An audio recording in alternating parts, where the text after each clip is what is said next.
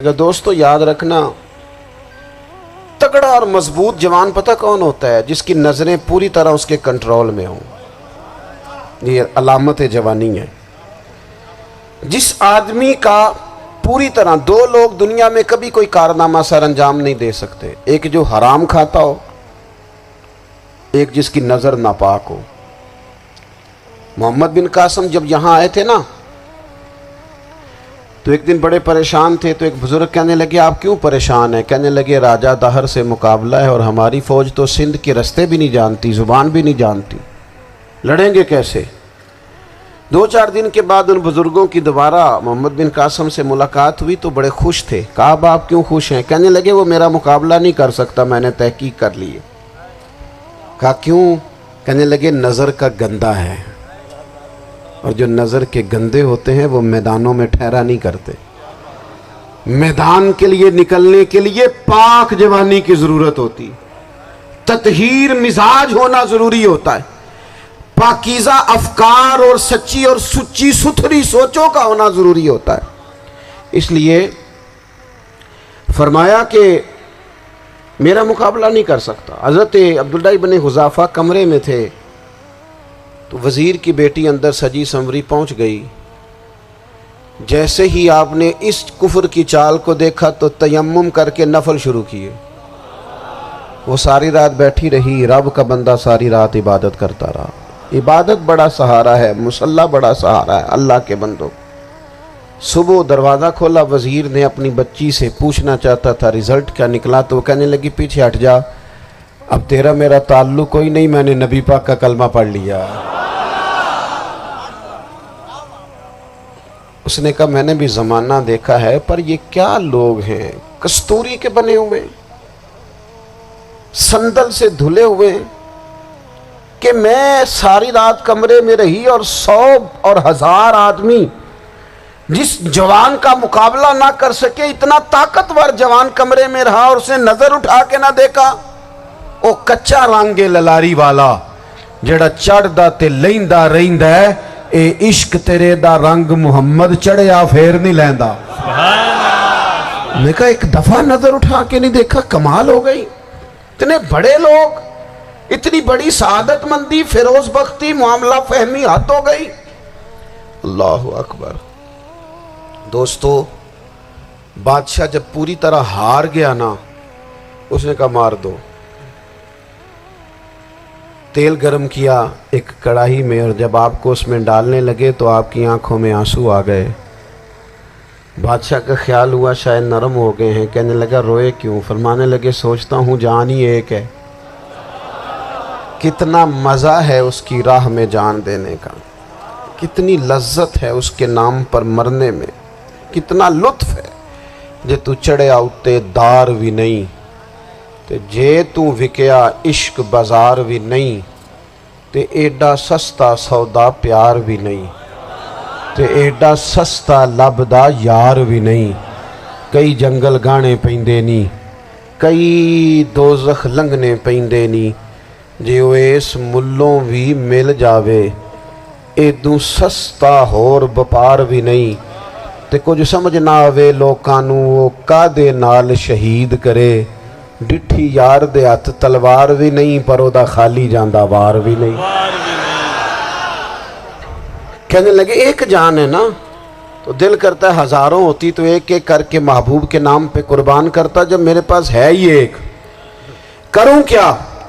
حضرت عبداللہ ابن حذافہ رضی اللہ تعالیٰ عنہ جب روئے اور بادشاہ نے یہ بات سنی، تو بادشاہ اٹھ کے کھڑا ہو گیا، سارے وزیروں مشیروں کو کہنے لگا تم نے کہا تھا نا بندہ ضائع کرنے والا نہیں، یہ بھی ضائع کرنے والا نہیں۔ کہنے لگا میرا ماتھا چومو، تم جیسے لوگوں کو قتل نہیں کرنا چاہیے، آزاد کرنا چاہیے۔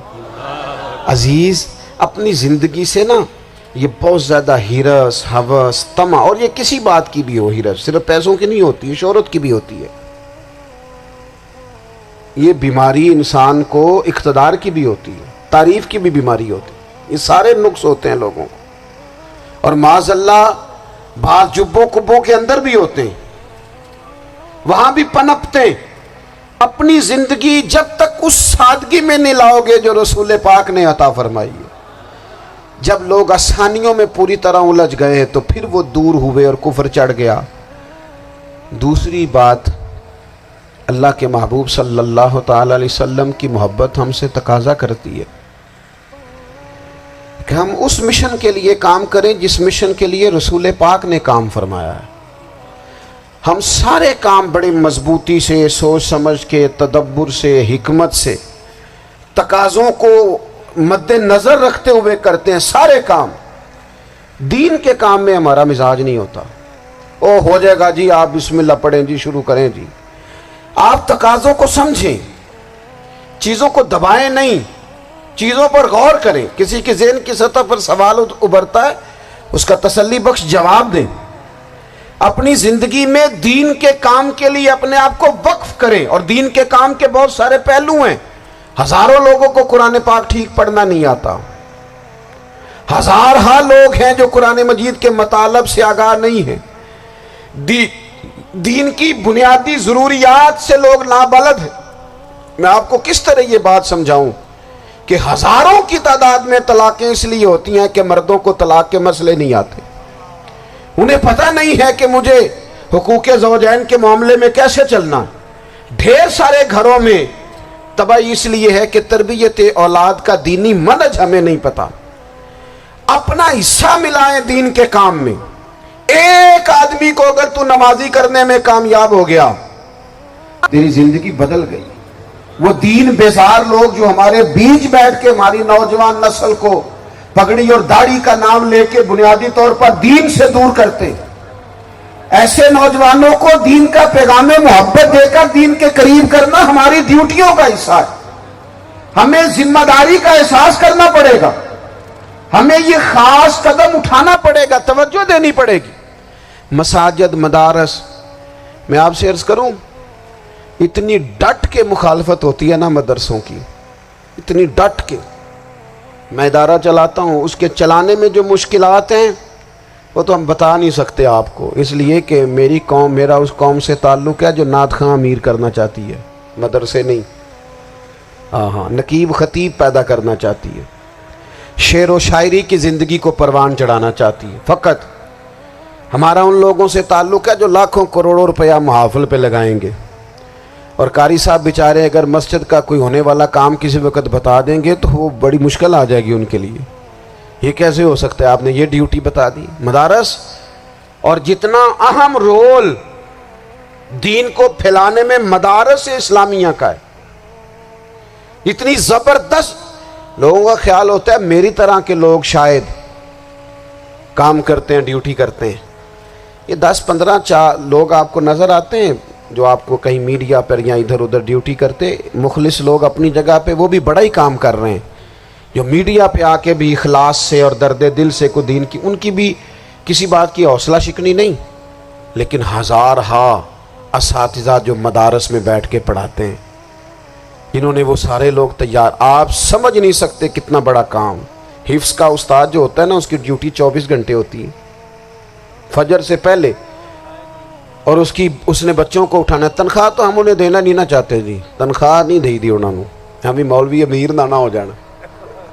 مولوی نو تے سوٹ بھی 27ویں والی رات دے ہے تاکہ کدھر سوان کے عید والے دن پا نہ لوے، چونکہ 27ویں تو بات تے درزی پھڑتا ہی کوئی نہیں، کیوں حضرت؟ ایسے ہی ہے نا، اس وقت تو نہیں نہ لیتا۔ تو ہم چاہتے ہیں مولوی ہماری مرضی کے ہماری طرح کا سوٹ نہ پہن لے۔ مدارس کی مضبوطی، آپ یہ دیکھ لیں، یہ صلاح الدین ایوبی کا تعلق بھلا کس چیز سے تھا؟